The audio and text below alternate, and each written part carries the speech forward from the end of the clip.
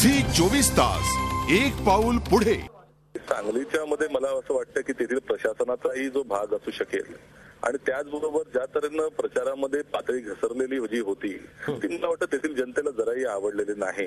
कारण ज्या तऱ्हेचे भाषा वापरली गेली ती अत्यंत चुकीची भाषा होती आणि त्यामुळे मला वाटतं बऱ्याच अंशाने प्रभाव जनतेवर पडलेला आहे आणि एकंदरच तेथील आमच्या नेत्यांची प्रतिमा देखील त्या दृष्टिकोनातून उजवी आहे हे निश्चित सांगता येईल।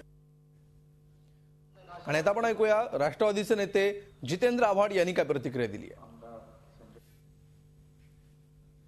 राष्ट्रवादी काँग्रेसची सवय आहे की महानगरपालिका नाही तर ग्रामपंचायतीची निवडणुकी आम्ही अत्यंत महत्वाची आणि प्रेस्टिज करतो। त्यामुळे जयंत पाटलांनी हीच निवडणूक प्रेस्टिजियस केली आणि हीच निवडणुकीमध्ये त्यांनी मन लावलं अशातला काही भाग नाही। राष्ट्रवादी काँग्रेसचा प्रत्येक कार्यकर्ता प्रत्येक निवडणुकी तेवढीच सिरियसली घेतो।